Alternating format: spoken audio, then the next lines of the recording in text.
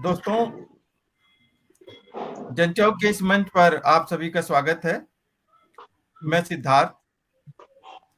आज हम एक बहुत ही महत्वपूर्ण मुद्दे पर बातचीत कर रहे हैं। आज का हमारा विषय है जमीन का सवाल और दलित आंदोलन। इसका तत्कालिक परिप्रेक्ष्य यह है कि पूर्वांचल में 17 दिसंबर को अंबेडकर जन मोर्चा द्वारा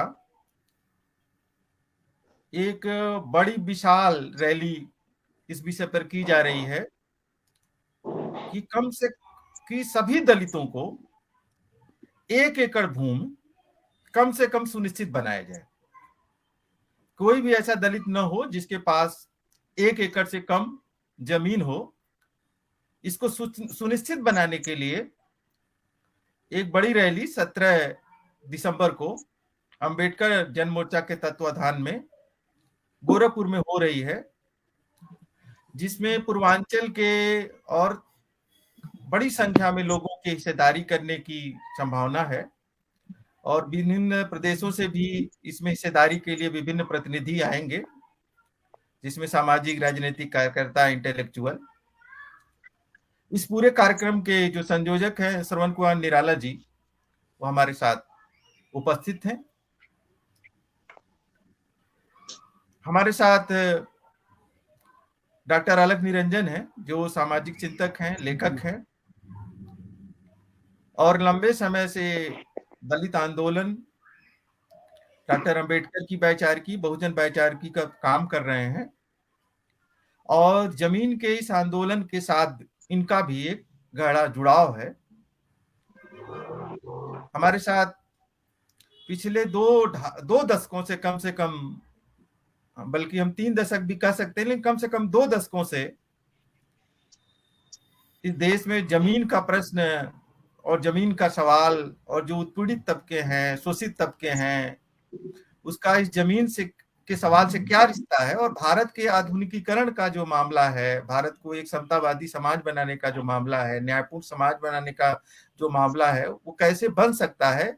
इस सवाल पर पिछले 2 दशकों से किसी न किसी रूप में काम कर रहे मनीष आजाद जी हैं, जिनको जमीनी सच्चाई का भी पता है और इस मामले पर काफी लंबा काम है इनका। हमारा सुखद संयोग है कि हमारे साथ हैं। और हमारे साथ पंजाब से महिपाल जी हैं, जो देहाती मजदूर सभा पंजाब के कार्यकर्ता, नेता हैं और ये भूमिहीन मजदूरों, खेतिहर मजदूरों के सवालों पर लंबे समय से काम कर रहे हैं।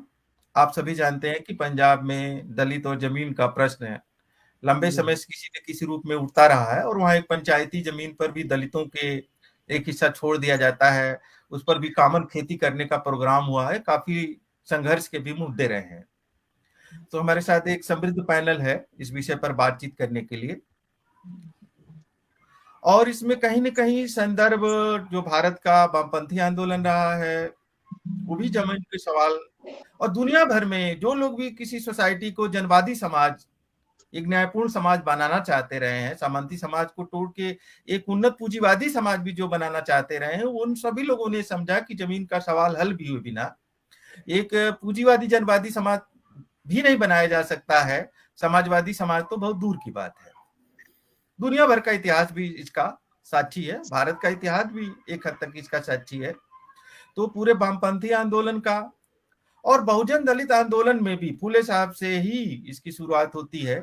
डॉक्टर अंबेडकर ने विभिन्न रूपों में, स्टेट एंड माइनॉरिटी में तो बहुत विस्तार से, लेकिन संसद में 1953 में, 1955 में इस सवाल पर काफी बातचीत की है और दादा साहेब गायकवाड़ ने महाराष्ट्र में एक बड़ा आंदोलन भी चलाया था। तो कोई भी जो धारा रही है, कम से कम वामपंथी धारा, दलित बहुजन धारा रही है, वो जमीन के सवाल को महत्व को समझती रही। लेकिन एक चीज जरूर हुई है इस बीच में कि जमीन के सवाल को जैसे कोई आउटडेटेड सवाल के बन गया हो और भारत कहीं बहुत आगे निकल गया हो, ऐसा भी एक परसेप्शन बनाने की, एक तस्वीर बनाने की कोशिश हुई है। इन सवालों को हम लेंगे, हालांकि हमारा पर्टिकुलर संदर्भ भी एक विशेष संदर्भ भी है, लेकिन एक जनरल संदर्भ भी इसका पूरा का पूरा है। तो मैं सबसे पहले अंबेडकर जन मोर्चा के राष्ट्रीय संयोजक श्रवण कुमार निराला जी से चाहूंगा इस पूरे जमीन के, इनके दिमाग में जमीन का सवाल कैसे आया। इन्होंने दलित आंदोलन या दलित मुक्ति या दलितों की जो समानता की लड़ाई है, उनकी न्याय की जो लड़ाई है, उनकी लोकतंत्र की जो लड़ाई है, उनकी सामाजिक हैसियत के ऊंचे होने की जो लड़ाई है, इक्वल होने की जो लड़ाई है, उस संदर्भ में उन्होंने जमीन के सवाल के महत्व को कैसे समझा और उसके लिए उन्होंने क्या पहलकदमियां अभी तक ली हैं और आगे उनकी क्या योजनाएं हैं। मैं चाहूंगा कि श्रवण कुमार निराला जी सबसे पहले अपनी बात रखें, फिर हम बातचीत को आगे बढ़ाते हैं। निराला जी। सबसे पहले तो मैं डॉक्टर सिद्धार्थ जी और पूरी टीम को, जो बौद्धिक मंच है ये, आप सभी लोगों को मैं धन्यवाद देना चाहता हूं कि एक बहुत ही महत्वपूर्ण मुद्दा, और ये एक ऐसा मुद्दा है जिससे आम जनता का पूरा जीवन जुड़ा हुआ है।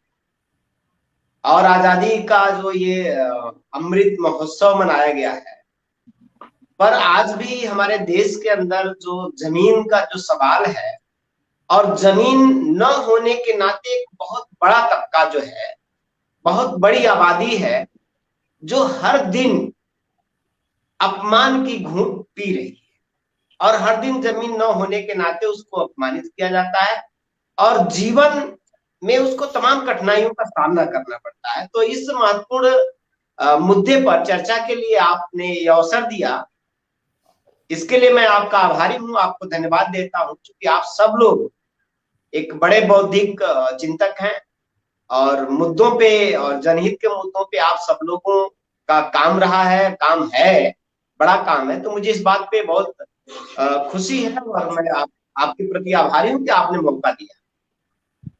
और ये जो जमीन का मुद्दा है, हम लोग चूंकि हम लोग भी सार्वजनिक जीवन में, सामाजिक जीवन में लगभग 22-23 साल से काम कर रहे हैं, और गांव से जुड़े हुए आदमी, और हम लोगों ने भी देखा है कि गांव में आज भी हम लोग गांव-गांव जाते हैं, तो आज भी हम ये जानते हैं कि बहुत सारे लोग हैं जो दलित हैं, पिछड़े हैं, गरीब हैं, मजदूर हैं, किसान हैं, बहुत सारे जो छोटे-छोटे लोग हैं। तो आज क्या है, उनकी स्थिति ये है कि बहुत सारे लोगों को के पास मुश्किल से एक कमरे का घर है। घर क्या है, वो मड़ई है। और वो जब घर के बाहर कदम रखते हैं तो वो दूसरे की जमीन में रखते हैं, या जो चक्रोड जाते हैं गांव में, रंजे जाते हैं, उसमें निकलते हैं। और कई बार जो बेगारी कराई जाती है गांव में, तो जिनके पास जमीन होता है वो इसलिए बेगारी कराते हैं कि अगर मजदूर उनके यहाँ नहीं जाता, जो मजदूर है, अगर उन्होंने बुलाया और नहीं गए अपनी मजबूरी की वजह से, तो अगले दिन उनके दरवाजे पर आते हैं और बोलते हैं, जैसे गांव की भाषा में, कि कारे वो तुम हमारे यहाँ आए नहीं मजदूरी करने, अच्छा अच्छा, मैं देख तुम्हारा दिमाग खराब हो गया है, अब देखते हैं तुम कल किस रास्ते, किसकी जमीन से होकर जाते हो। अब वो धमकी है जमीन न होने के नाते, हम देखते हैं कल तुम्हारी बकरी कहाँ जाएगी, कल तुम्हारा मवेशी कहाँ जाएगा। इस तरह की धमकियां देते हैं, और फिर वो उसको मजबूर करते हैं उस आदमी को वो बेगारी कराने की।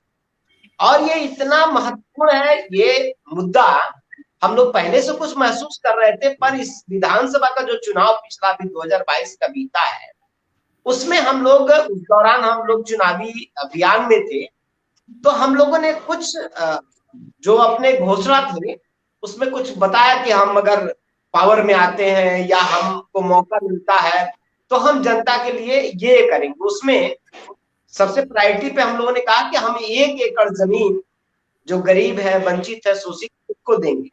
शिक्षा की बात किया, चिकित्सा की बात किया, और कई बातों पे बात किया।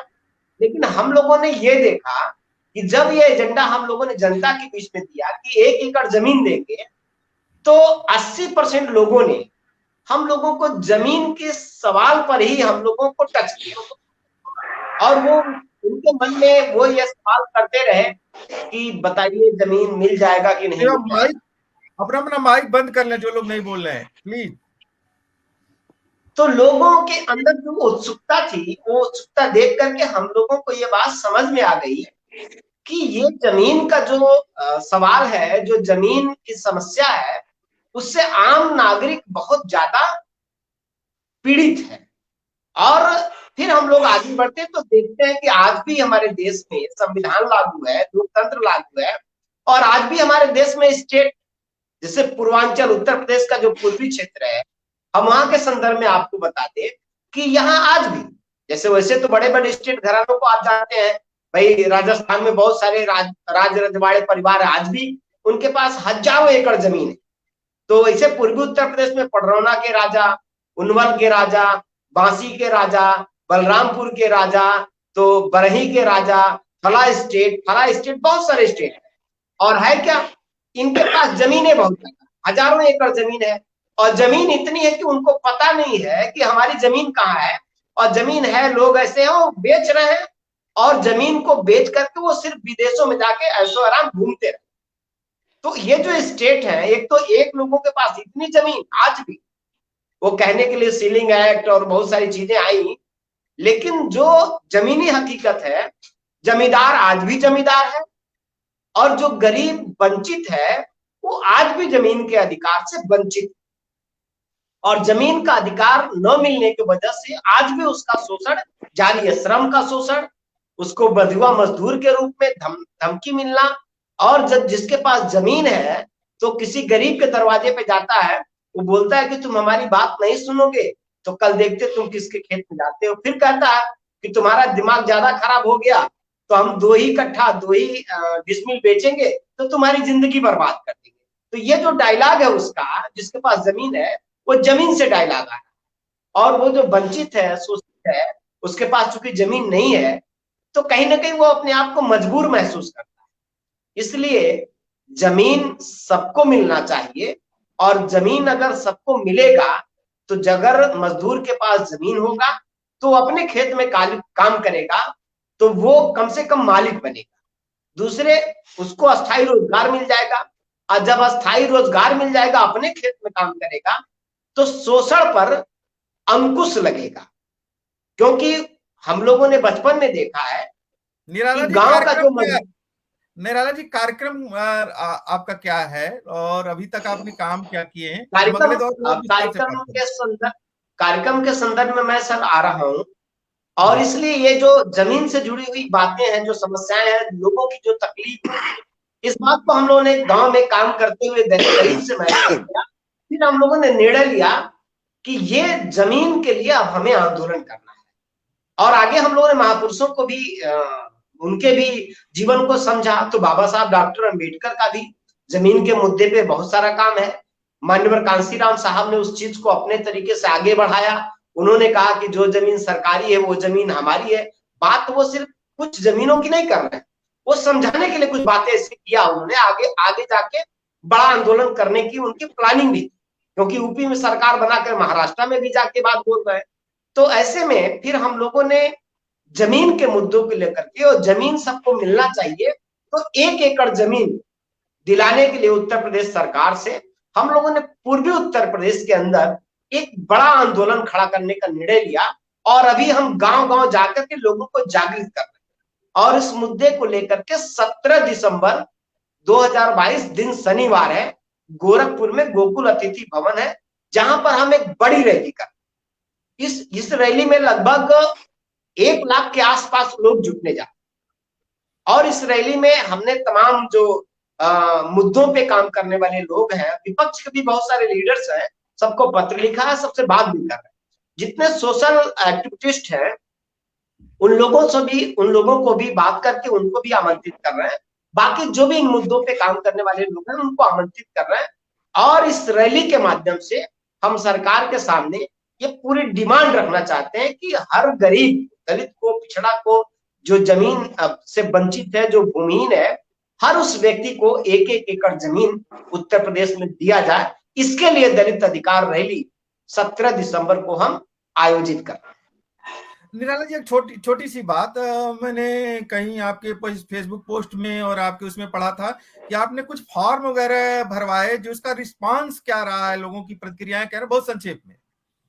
हाँ, इस मुद्दे को लेकर के जब हम लोग काम कर रहे हैं, 17 दिसंबर को रैली कर रहे हैं, तो हम लोगों ने इसमें प्लान किया कि कल हम लड़ाई जीतेंगे तो सरकार पूछे कि भाई निराला जी आप जमीन दिलाना चाहते हैं तो जमीन किसको दें, या जमीन जो लोग लेना चाहते हैं वो तो कुछ कह नहीं रहे, उनका तो कोई एप्लीकेशन है नहीं। तो हम लोगों ने एक फॉर्म जारी किया, एक कॉमन एप्लीकेशन बनाया, एक फार्म जारी किया, फार्म हमारे पास है, तो हम लोगों ने फार्म जारी किया, तो और इसको पब्लिश भी किया कि जो लोग भूमिहीन लोग हैं, जो वंचित हैं जमीन के अधिकार से, वो लोग फार्म डालें जिनको 1 एकड़ जमीन चाहिए। तो इसका इतना जबरदस्त रिस्पांस मिला कि आज के डेट में हमारे कार्यालय में लगभग 12 से 14 हजार के आसपास में, 12 हजार से अधिक, 14 हजार के आसपास में फार्म आ चुके हैं। और अभी भी लगातार ऑनलाइन फार्म और ऑफलाइन फार्म भी आ रहे हैं। और फार्म को लेकर के इतनी ज्यादा लोगों में उत्सुकता है, और लोग सीधे कह रहे हैं हमें जमीन चाहिए, हमें जमीन नहीं मिला, हम जमीन नहीं मिलने की वजह से हमारे सामने ये समस्याएं हैं। लोग खूब बात कर रहे हैं, कार्यालय में आ रहे हैं, भीड़ हो रही है, और लगभग 12 से 14 हजार फार्म हमारे ऑफिस में आ चुके, जिसको हम लोग बिल्कुल उसका डाटा भी बना रहे हैं, और वो सारे एप्लीकेशन हम इकट्ठा करके अंबेडकर जन मोर्चा का कवरिंग लेटर लगा रहे हैं।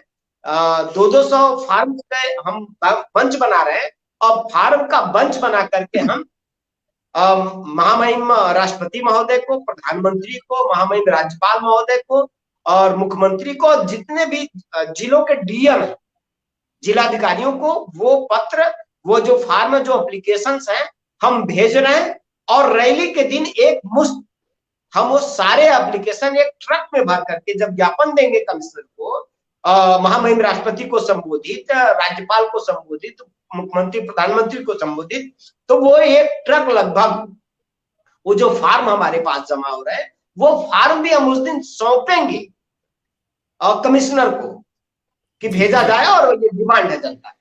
जी जी, शुक्रिया शुक्रिया श्रवण जी। मनीष जी, एक जमीन का जो सवाल है, ये दुनिया भर में एक बहुत ही महत्वपूर्ण सवाल रहा है, और भारत में भी एक बड़े सवाल के रूप में स्वतंत्रता आंदोलन के दौरान भी उभरा था, जैसा कि हम पहले बात कर रहे थे। लेकिन एक इधर कई चीज आ रही है, जैसे आप देख रहे होंगे, जिसे निराला जी कह रहे हैं कि जमीन की चाहत क्या है लोगों की, और जमीन न होने से लोगों की क्या स्थितियां हैं। तो और लेकिन इधर एक प्रवृत्ति आ रही है कि जमीन के सवाल को कुछ आउटडेटेड सवाल बना दिया गया है, या दलित मुक्ति के प्रश्न को, या दलित आंदोलन का प्रश्न भी जमीन से कोई जुदा प्रश्न है जमीन के सवाल से। जबकि एक समय कहा जाता था कि जात के प्रश्न को हल ही नहीं किया जा सकता है जमीन का सवाल हल किए बिना।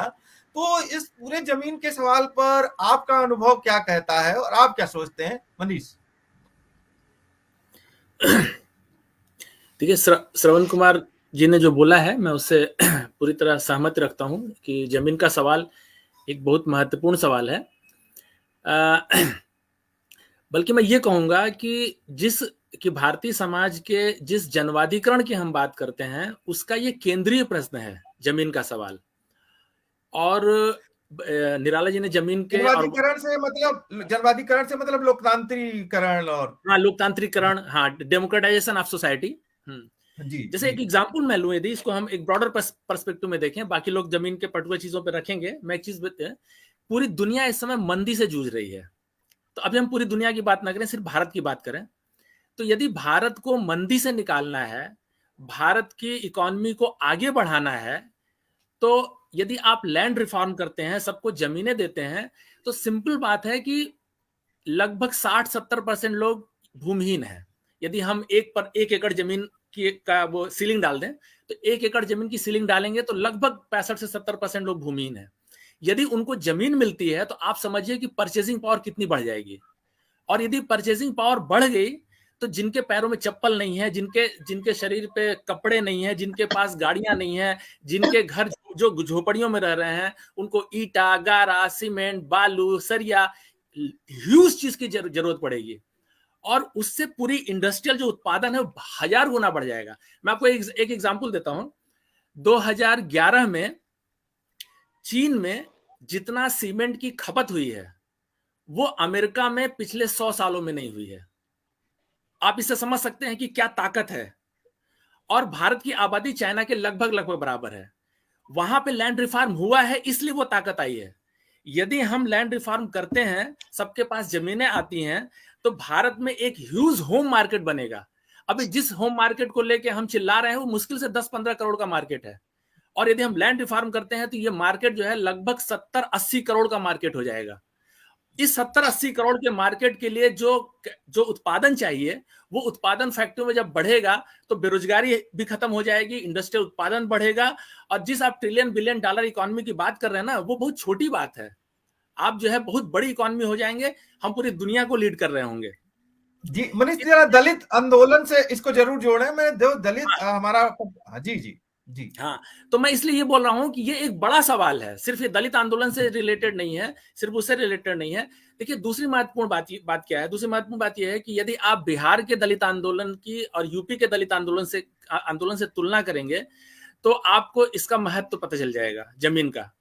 जैसे वहां पे जब निजी सेनाएं थी, रणवीर सेना थी और तमाम तरह की सेनाएं थी, उनको जब खत्म किया गया तो जमीन के सवाल पर ही खत्म किया गया उन सारी सेनाओं को। तो हमारे यहाँ दलित आंदोलन का जमीन के साथ बहुत गहरा नाता है, क्योंकि बिना आप जमीन के सवाल को हल किए आप सिर्फ दलित आंदोलन को एक तरह से हवा में ही आप भटका रहे हैं, एक तरह से हवा में ही वो तैर रहा है। उसकी अपनी अहमियत है, लेकिन जब तक उसको आप जमीन के साथ बांधेंगे नहीं, जमीन एक गुरुत्व केंद्र है, आंदोलन के साथ जब तक बांधेगा नहीं तब तक दलित आंदोलन क्या है, पूरी सोसाइटी का ही जो डेमोक्रेटाइजेशन है वो नहीं होगा। तो हम लोग बाद के सेशन में पर्टिकुलर चर्चा करेंगे, लेकिन अभी तो मेरा ये कहना है कि ये सिर्फ दलित आंदोलन से जुड़ा हुआ सवाल नहीं है, ये पूरी मानवमुक्ति से जुड़ा हुआ सवाल है। जी जी, डॉक्टर अलग, जो डॉक्टर अंबेडकर का चिंतन है, विशेषकर डॉक्टर अंबेडकर पर बात करते हैं, तो कुछ ऐसी प्रक्रिया घटित हुई कि जैसे पूरे दलित मुक्ति के प्रश्न को, दलित आंदोलन के प्रश्न को कुछ आरक्षण के प्रश्न तक सीमित कर दिया गया। हालांकि आरक्षण का प्रश्न हम सभी जानते हैं, रिप्रेजेंटेशन का प्रश्न है, बहुत महत्वपूर्ण प्रश्न है, लेकिन समग्र दलितों के जो बराबरी का प्रश्न है, समता डॉक्टर अंबेडकर के चिंतन का, कार्य का बहुत बुनियादी तत्व है। और जो राजनीतिक समता हासिल करनी है, सामाजिक समता हासिल करनी है, उसके साथ आर्थिक समता जो हासिल करनी है, और एक कंप्लीट बराबरी का सोसाइटी तब तक बन ही नहीं सकती है जब तक जमीन का प्रश्न हल न हो। डॉक्टर अंबेडकर के चिंतन में भी ये बार बार आता है, जब जमीन के नेशनलाइजेशन की बात करते हैं, या संसद में 54 में बात करते हैं, 53 में बात करते हैं, कई जगह आता है।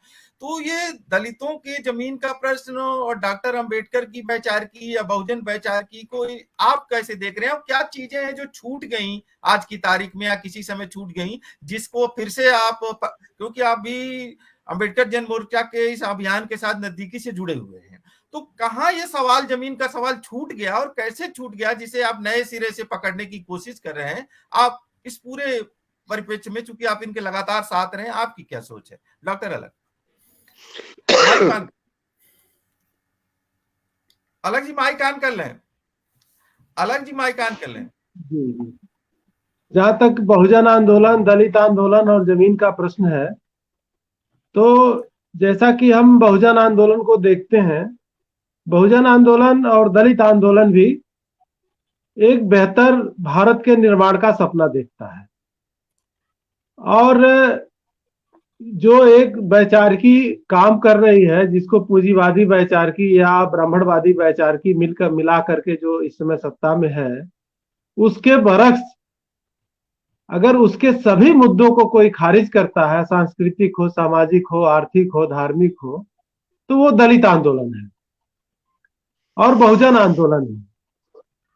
तो दलित आंदोलन एक बेहतर भारत के निर्माण का सपना देखता है।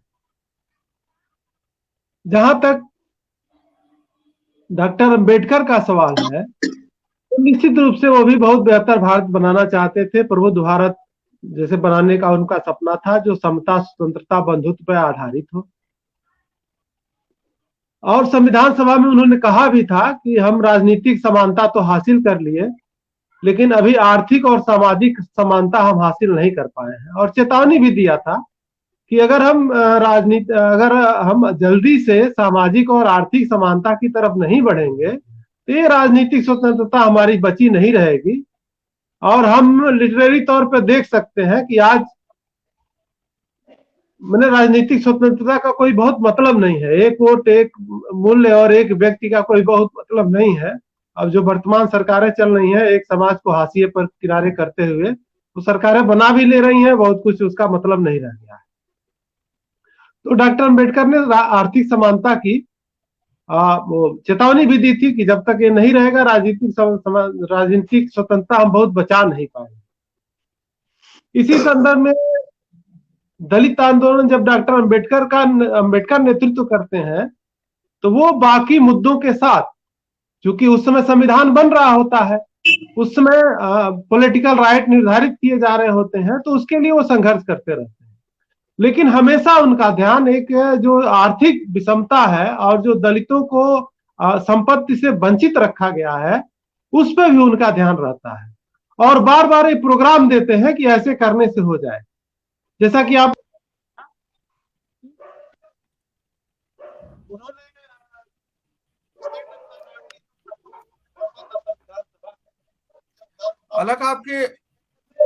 हालांकि आपके साथ कुछ प्रॉब्लम हुई है।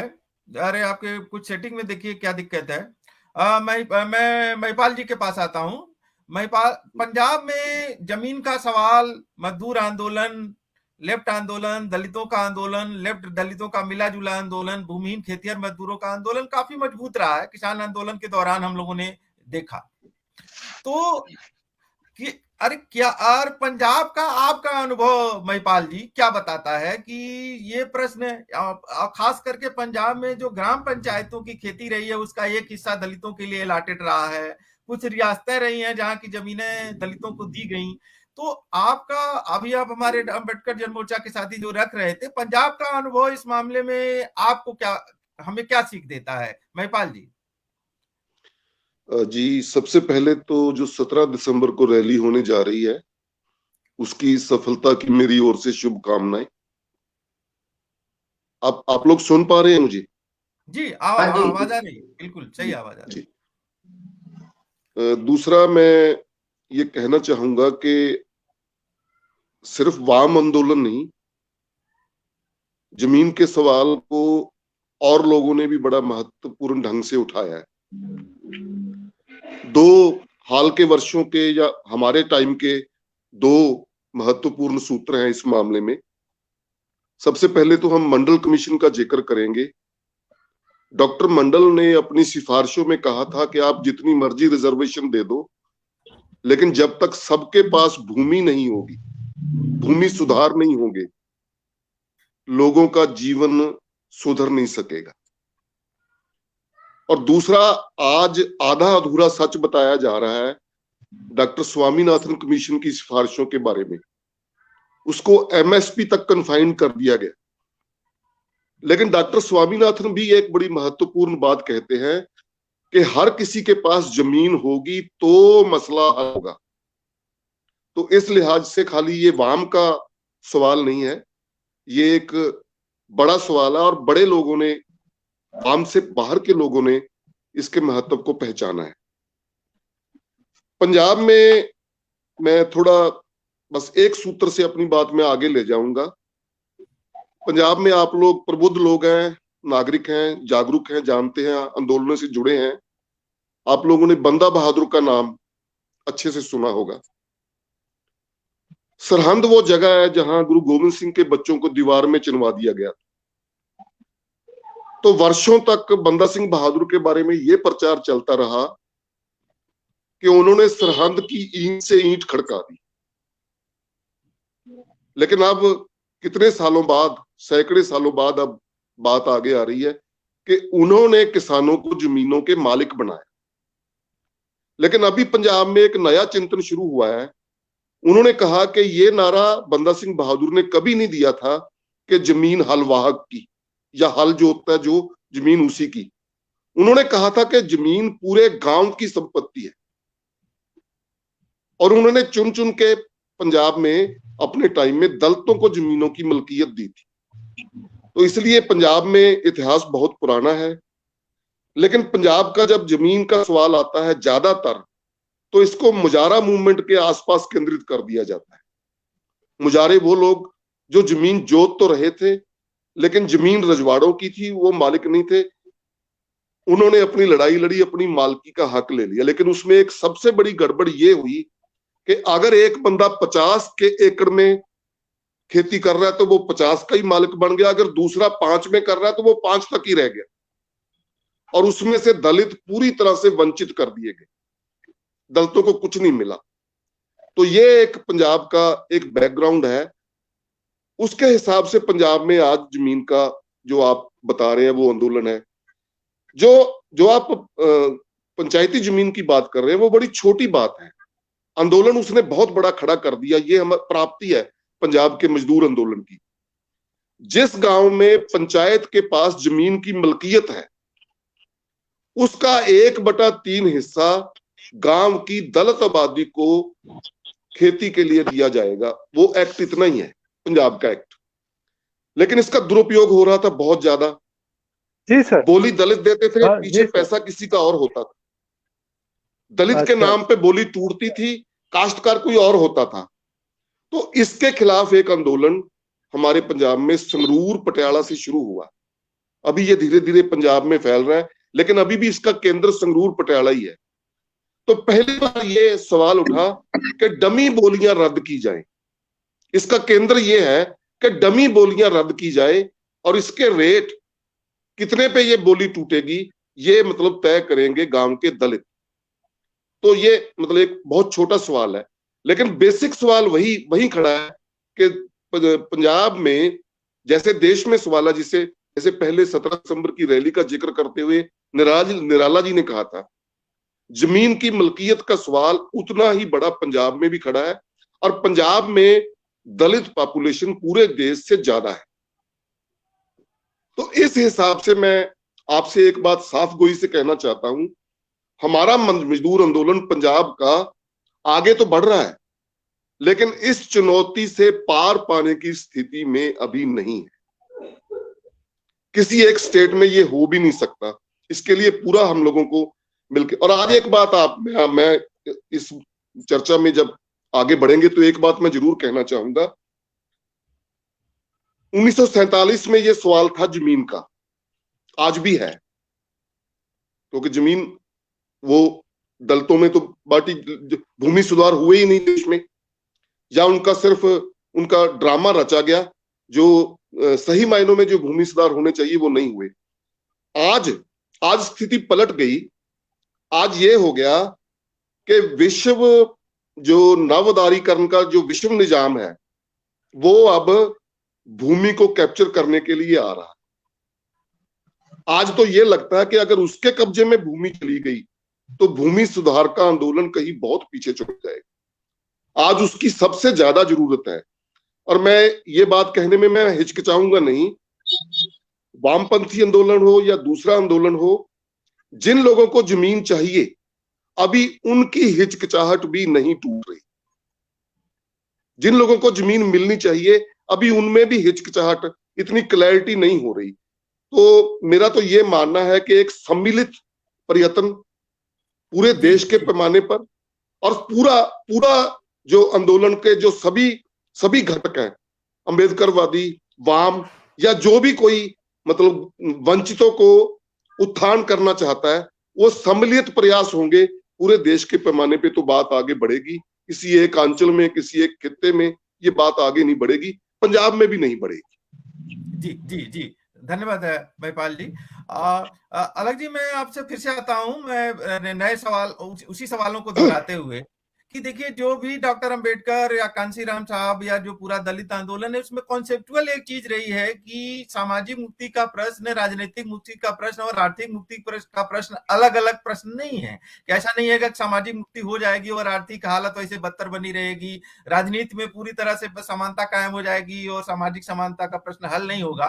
और जैसे निराला जी से बात हो रही थी, समय होगा तो भी बताएंगे कि गाँव में सामाजिक मुक्ति की चाहत को आर्थिक ताकत सशक्त किए बिना इंप्लीमेंट करना ऐसे संभव है, राजनीतिक तौर पर भी बहुत सारी संभव। तो ये इसका जो थियोरेटिकल परिप्रेक्ष्य है वो क्या रहा है डॉक्टर अंबेडकर का, संक्षेप में आप फिर से एक बार रखें। हाँ, मैं वही बात कर रहा था।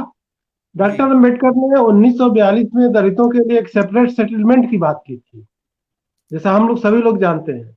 उसमें भी जमीन का सवाल था। उन्होंने कहा था कि हर परिवार को 5 एकड़ जमीन दी जाए और उनका सेपरेट सेटलमेंट किया जाए। उसके बाद 46 में उन्होंने ज्ञापन भी दिया था कि जमीन का राष्ट्रीयकरण किया जाए और कृषि को एक उद्योग के तौर पर चलाया जाए। उसके बाद जब आंदोलन बढ़ा आरपीआई के हाथ में भी, तो उन्होंने भी नारा दिया था धन और धरती बंट के रहे।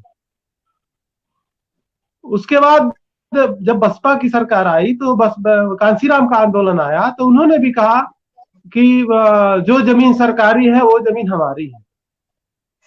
तो एक जमीन का सवाल दलित आंदोलन के का मुख्य प्रश्न रहा है, लेकिन जिस हिसाब से बाबा साहब जमीन के सवाल को हल करना चाहते थे और जितनी ताकत वो लगाना चाहते थे, उनको समय नहीं मिला।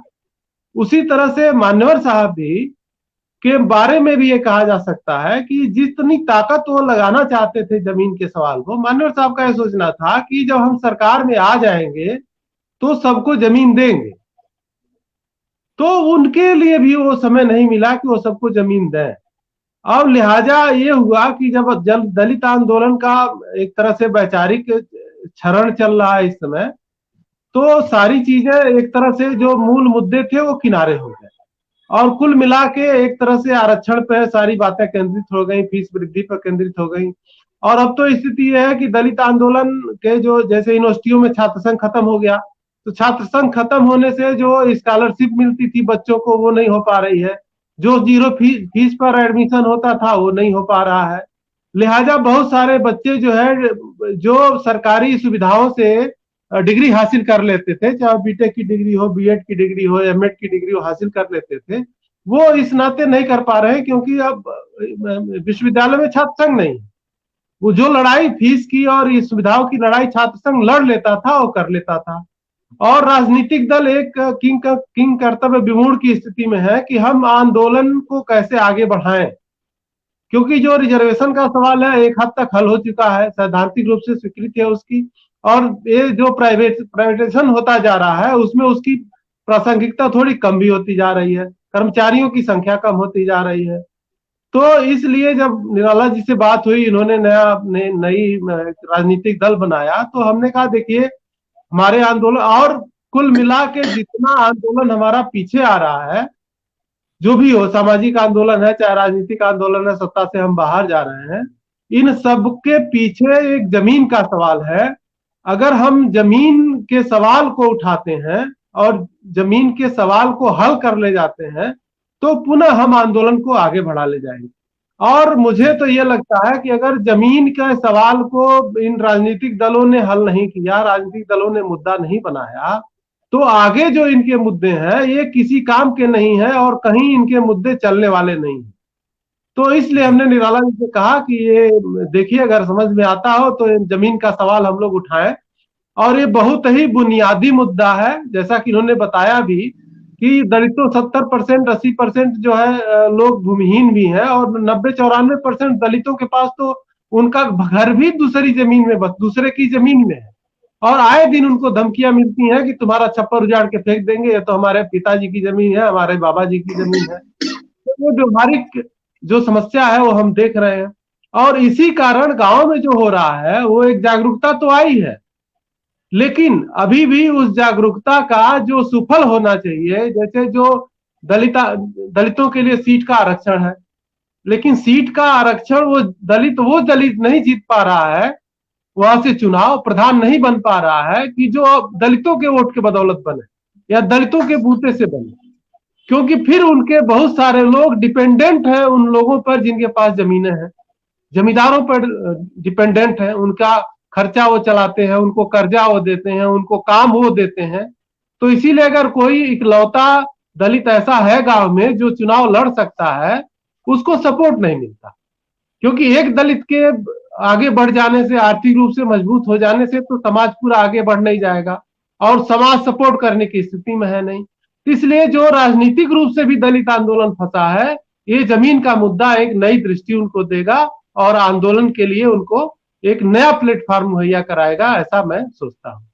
एक छोटी सी बात है डॉक्टर अलग कि आप चूंकि लंबे समय से दलित आंदोलन के इतिहास का भी अध्ययन कर रहे हैं, आपकी महत्वपूर्ण किताब भी उस विषय पर है। एक छोटा सा कि अचानक ये कैसे हुआ एक दौर में कि जैसे दलित आंदोलन, दलितों के समता का प्रश्न, न्याय का प्रश्न, राजनीतिक हक हकूक का प्रश्न और जमीन के प्रश्न का रिलेशन ये कैसे अचानक टूट सा कैसे गया, जैसे लगता हो कि जमीन का प्रश्न कोई वामपंथियों का प्रश्न है और दलितों का ये प्रश्न है, नहीं ये कैसे हुआ, बहुत संक्षेप में। अब देखिए, हाँ उसमें हुआ ये ना कि इसमें जोर थोड़ा कम पड़ा। जैसे कांशीराम जी ने सोचा कि हम अगर सत्ता में आ लेंगे तो जमीन के सवाल को हल कर देंगे, धन और धरती बट के रहेगी और जो जमीन सरकारी है वो जमीन हमारी है। कहीं ना कहीं आंदोलन में ये समझदारी की भी दिक्कत थी कि दलित जो जमीन के सवाल को हम आरक्षण के सवाल के पैरेलल लेके नहीं चले, या नौकरियों में आरक्षण है और शिक्षा के सवाल को जिस हिसाब से लेके चले और जीपे के सवाल को जिस हिसाब से चले, जमीन के सवाल को दलित आंदोलन बहुत पैरेलल लेके नहीं चला। और वो तात्कालिक मजबूरी भी हो सकती है, परिस्थितियां भी हो सकती हैं। और दूसरी बात, एक कारण ये भी है कि जो वामपंथी आंदोलन था वो जमीन के सवाल को उठाए हुए था, जो आज छोड़ दिया है। तो हो सकता है कि दलित आंदोलन ये सोचता रहा हो कि चलिए जमीन का सवाल वो देख रहे हैं, बाकी सवाल हम देख रहे हैं। तो कहीं ना कहीं इस तरह की कुछ दिक्कतें रही हैं जिससे जमीन का सवाल पीछे छूट गया। जी जी जी, शुक्रिया मनीष। मैं इसी पर्टिकुलर सवाल पर आता हूं कि दलित आंदोलन को और दलितों को, आदिवासियों को आप बहुत नजदीकी से देखते रहे हैं पिछले दशक में, तो ये जो दलितों के मुक्ति शब्द भी इस्तेमाल करें कि जो दलितों की मुक्ति का प्रश्न, माने मानवीय गरिमा के साथ एक दलित रह सके, आज एक चीज तो हुई है, हिंदी पट्टी में दिखाई देती है कि अब दलित मानसिकता में गुलाम नहीं रह गया, वो पूरे बराबरी के हक हकूक के साथ रहना चाहता है, उसकी राजनीतिक चेतना भी काफी बड़ी है, लेकिन कहीं ना कहीं उसकी आर्थिक स्थिति जो उसको होती है वो उस पर एक्सेप्ट नहीं करने देती है अपने उन राइट को। जैसा कि मार्क्स ने भी कहा था कि कोई भी अधिकार तो उसी लेवल से एक्सेप्ट किए जा सकते हैं जितनी भौतिक परिस्थितियां हो। तो आपका क्या अनुभव रहा, अगर पर्टिकुलर दलित आंदोलन को सेंटर में रख करके हम बात करें कि दलितों के जय लोकतांत्रिक अधिकारों के, समता के सवाल को अगर हम एड्रेस करें तो ये जमीन का सवाल कितना महत्वपूर्ण है? माइक मनीष, माइक ऑन कर लें। देखिए दुनिया में जो जिनसे जमीनें छीनी गई हैं, छीन के वो भूमि मजदूर बने हैं, वो एक इतिहास है। भारत का इतिहास थोड़ा अलग है। भारत में दलितों के पास कभी भी जमीन नहीं रही है, और ये हमारे यहाँ का जो धार्मिक सिद्धांत है और हमारे यहाँ की जो धार्मिक संरचना है, तो वो उसने दलितों को संपत्ति रखने का अधिकार ही नहीं दिया था। तो हमारे यहाँ दिक्कत ये होती है कि हम दलितों को भी उसी तरह का खेत मजदूर मान लेते हैं जिस तरह का खेत मजदूर दुनिया के और देशों में है। तो दुनिया के और देशों में जो खेत मजदूर हैं वो पूंजीवादी तरीके से बने हैं, यानी पूंजीवाद ने उनकी जमीनों को छीना है, छीन के उनको मजदूर वर्ग में शामिल किया है। भारत में ऐसा नहीं है। भारत में करोड़ करोड़ जो दलित लोग हैं इस समय, उनके पास कभी भी जमीन नहीं रही है। और दूसरी बात, हो सकता है कि इस मंच पे शायद उतना प्रासंगिक ना हो मेरी बात, लेकिन फिर भी मैं कहना चाहूंगा कि देखिए, भूमि का सवाल जो है एक भूकंप लाने वाला सवाल है। ये इतना सिंपल सवाल नहीं है। इसका कारण यह है कि फैक्ट्रियों में जो मजदूर मिल रहे हैं पूंजीपति को, वो तभी मिल रहे हैं जब हमारे यहाँ का दलित, बैकवर्ड कास्ट इतना गरीब रखा जाए गांव में कि वहां से निकल के वो 200-150 रुपए की भी मजदूरी कर ले। तब यहाँ का पूंजीपति वर्ल्ड मार्केट में कम्पीट कर पाएगा। यदि यहाँ पे भूमि सुधार होगा, यदि आप सबको जमीन दिला देंगे तो उनकी परचेसिंग पावर बढ़ जाएगी, उनकी जमीन बढ़ जाए, उनकी वेजेस बढ़ जाएंगे। यदि उनका वेजेस बढ़ जाएगा तो फैक्ट्री में भी ज्यादा वेज मांगेंगे। यदि फैक्ट्री में ज्यादा वेज मांगेंगे तो उनका सरप्लस कम हो जाएगा। उनका सरप्लस कम हो जाएगा तो वो विश्व मार्केट में होल्ड नहीं कर पाएंगे। इसलिए इतना सिंपल सवाल नहीं है। जैसे ही आप जमीन का सवाल उठाएंगे वो सत्ता के सवाल से टकरा जाएगा। इसलिए जमीन का सवाल सत्ता के सवाल से जुड़ा हुआ है। और 2-3 और इंपॉर्टेंट बात देखिए, 1983 में सुमित रॉय वर्सेस राजस्थान एक सुप्रीम कोर्ट का डिसीजन था। तो सुप्रीम कोर्ट ने बोला कि यदि आप किसी को मिनिमम वेज नहीं दे रहे हैं तो वो आर्टिकल 23 का उल्लंघन है। आर्टिकल 23 बंधुआ मजदूरी पे है। मनरेगा की जो वेज है, मनरेगा की वेज जो है वो मिनिमम वेज से कम है, बहुत कम है, और 21 से 17 राज्यों में ये है। यानी पूरी सरकार जो है वो मिनिमम वेज का उल्लंघन कर रही है। आपने लेबर डिपार्टमेंट जो बनाया है, जो लेबर ऑफिस डिपार्टमेंट बनाया है, जो सहायक जो श्रमायुक्त कार्यालय बनाया है, वो किस लिए बनाया है? इसलिए बनाया है कि मिनिमम वेज को लागू किया जाए। और आपकी जो सरकारी योजना है मनरेगा, वो 21 में से 17 राज्यों में मिनिमम वेज उसका कम है, 150 से 200 के आसपास है। तो मेरे कहने का ये मतलब है कि ये पूरा इस कैपिटलिस्ट सिस्टम से जुड़ा हुआ सवाल है। और यहाँ का जो पूंजीपति है वो जानबूझ के लैंड रिफॉर्म नहीं चाहता है, क्योंकि लैंड रिफॉर्म होगा तो उनकी मजदूरी बढ़ जाएगी। और इसलिए अभी चिदम्बरम ने जो बात बोली थी, जब कांग्रेस की सरकार थी, तो चिदम्बरम ने बोला था कि हम अगले 5 सालों में 50 लगभग जो है 25 करोड़ लोगों को गांव से निकालेंगे। यदि 25 करोड़ लोग गांव से निकलेंगे और वो शहर में जाएंगे तो वहां पे जो कंपटीशन होगा उससे वेज कितनी कम हो जाएगी, आप देख सकते हैं। तब जाके वो वर्ल्ड मार्केट में कम्पीट कर पाएंगे। तो इसलिए मेरा कहने का मतलब है, फिर मैं उसी सवाल पे आ रहा हूं।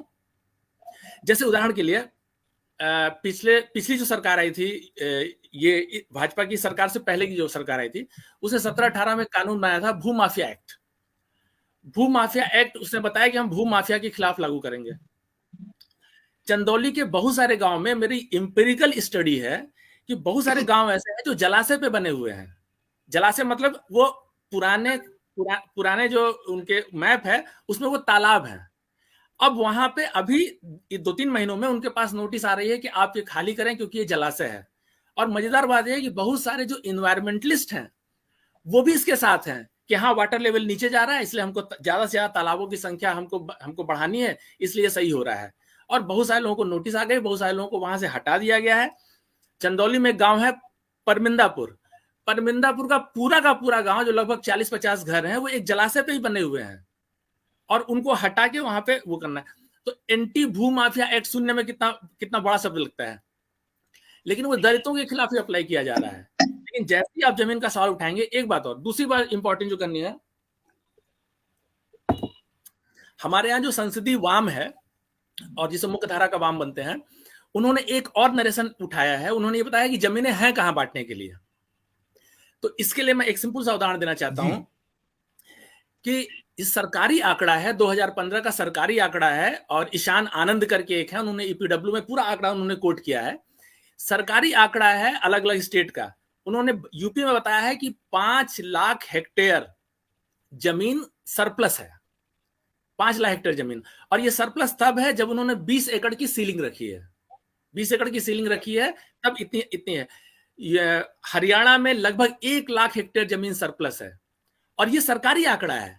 और आप जानते हैं कि सरकारी आंकड़े कागजी आंकड़ों पे आधारित होते हैं।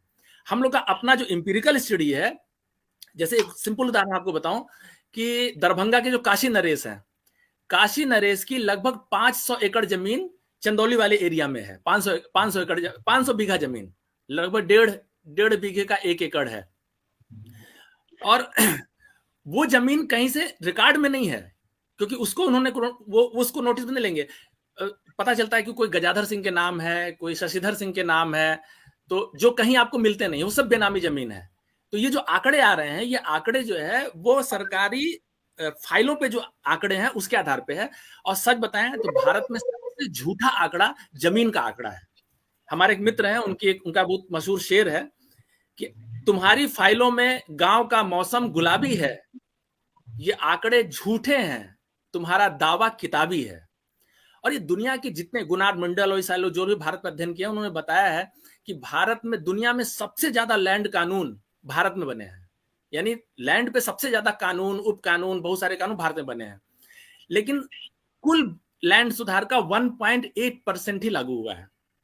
और एक महत्वपूर्ण बात करके मैं अपनी बात समाप्त करता हूं कि संसद में नेहरू ने 1963-64 में बोला था, उनसे पूछा गया कि लैंड रिफॉर्म से कितना हुआ भारत में और क्या फायदा हुआ है, किसी को जमीन तो मिली नहीं।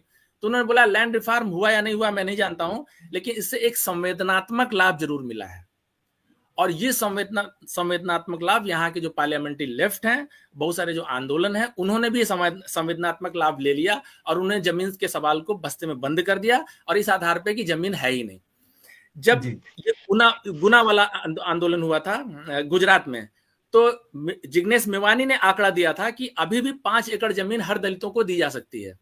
जब 2004 में रामकृष्णा के साथ राजशेखर रेड्डी की वार्ता चल रही थी, तो उस समय में भी वहां की जो कम्युनिस्ट पार्टियां हैं, उन्होंने आंकड़ा लेके आया था। उसमें न्यू डेमोक्रेसी पार्टी थी, जनशक्ति थी, माओवादी पार्टी थी, सबने आंकड़ा दिया था कि इतनी जमीन सरप्लस है, इतनी जमीन सरप्लस है, आप चाहें तो इसको बांट सकते हैं।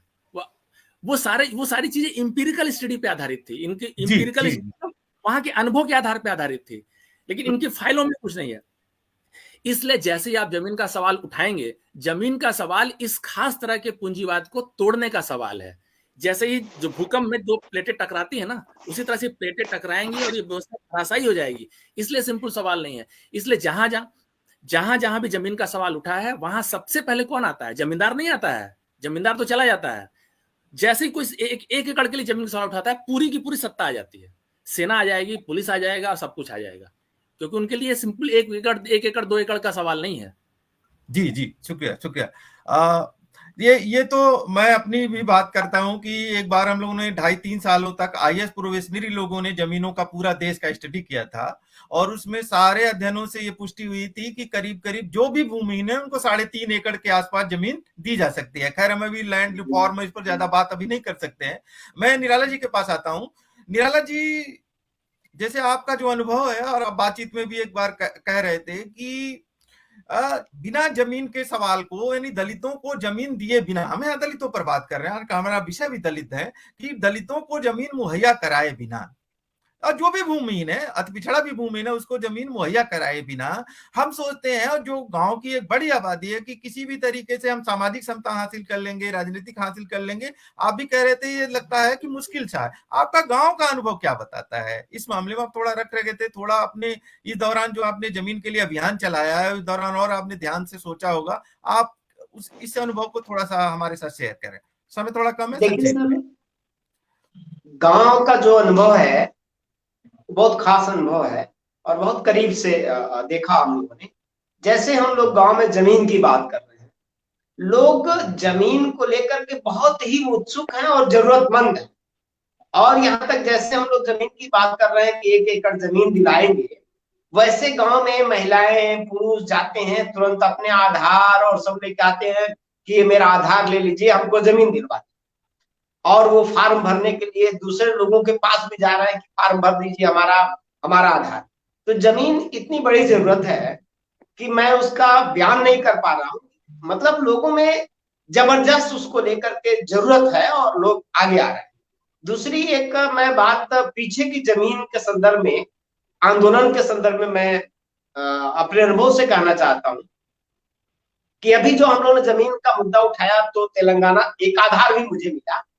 तेलंगाना सरकार ने 3-3 एकड़ जमीन वहां पर दिया और 10 लाख रुपया भी दलितों को दिया सपोर्ट में। फिर 20 लाख रुपया का सपोर्ट देकर के वहां एजुकेशन के लिए, वहां के SC/ST के जो बच्चे हैं उनको विदेश पढ़ने के लिए दिया।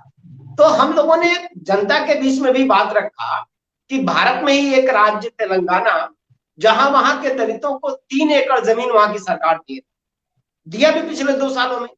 तो जब तेलंगाना में 3 एकड़ जमीन दिया जा सकता है, तो उत्तर प्रदेश में 1 एकड़ क्यों नहीं? दूसरे, अब तक की जो जमीन के संदर्भ में आंदोलन चल रहे थे, तो सिर्फ ये बात होती थी कि जमीन बांटना है, जमीन बांटना है। तो जमीन बांटना है, तो जिनके पास जमीनें थी उनके दिमाग में बात आई कि मेरी जमीन छीनी जाएगी। तो वो लोग क्या हुआ कि जमीन बांटने के लिए जो आंदोलन चला रहे थे, जो गरीबों वंचितों को जमीन दिलाना चाहते थे, उनके खिलाफ वो लोग हो गए जिनके पास जमीनें थी। अभी हम लोगों ने उसका सीधा फार्मूला भी दिया कि नहीं, जमीन छीनने का भी कोई मसला नहीं, कि जब देश के अंदर नेशनल हाईवे बनाने के लिए 4 लेन 8 लेन बनाने के लिए और लाखों एकड़ जमीन एक्वायर सरकार करती, तो जितनी भी जमीनें रास्ते में पड़ रही उस रोड बनाने में, तो सरकार किसी से भी जमीन छीन नहीं। सरकार क्या कर रही है, सर्किल रेट का 4 गुना या 5 गुना जमीन का पैसा दे रही है और जमीन जो काश्तकार है उनसे ले रही है और उस पर रोड बना दे रही है। तो उसका जो मतलब देखा उदाहरण है, तो जिनकी जमीन पड़ी हाईवे बनाने में, वो सब खुश हो गए, विरोध किसी ने नहीं किया। और बल्कि जिनकी जमीन नहीं पड़ी, वो जुगाड़ लगाने लगे कि भाई हमारी भी जमीन किसी तरह से पड़ जाए, क्योंकि पैसा ज्यादा मिल रहा था। इसी प्रकार तेलंगाना सरकार ने भी ऐसा ही फार्मूला अपनाया। एक ब्लॉक में सर्वे किया कि इतने लोग भूमिहीन लोग हैं और अब उनको जमीन बांटने के लिए इतनी एकड़ की जमीन एक ब्लॉक के अंदर चाहिए। तो उन्होंने बाकायदे टेंडर निकाल दिया, विज्ञापन निकाल दिया कि हमको इस ब्लॉक में इतनी जमीन चाहिए और जो अपनी जमीन बेचना चाहता है वो हमारे पास आए। तो सारे जो जमींदार जो स्टेट टाइप के लोग हैं, जो जैसे मनीष बास ने बताया कि कोई राजा है काशी के, तो वो उनके पास 500 एकड़, 500 तो बहुत छोटा, हजारों एकड़ जमीन है इस तरह से तथाकथित जो राजा रजवाड़े लोग, तो वो लोग अपनी जमीन, जैसे तेलंगाना सरकार ने ऐसे किया, टेंडर निकाला कि आप हमें अपनी जमीन दीजिए, हम आपको इतना पैसा देंगे। तो जो जिनको पैसा चाहिए उनको पैसा मिल गया, अच्छा उसमें भी क्या है, और जिनको जमीन चाहिए उससे जमीन मिल गया। उसमें भी एक फायदा क्या है कि अगर जमींदार को पैसा मिला तो जमींदार पैसा लेकर के खाएगा नहीं, उस पैसे का वो या तो कॉम्प्लेक्स बनाएगा या तो फैक्ट्री बनाएगा, कुछ करेगा। मतलब ये हम लोगों का ऐसा एनालिसिस है, बाकी आगे आप बताएंगे। तो वो जमींदार भी अगर जिसके पास पैसा होगा, कोई उद्योग लगाएगा, कोई कॉम्प्लेक्स बनाएगा, तो उसमें भी जो एम्प्लॉय आएंगे वो दलित और पिछड़े जो गरीब तबके के लोग हैं उनके बच्चे आएंगे।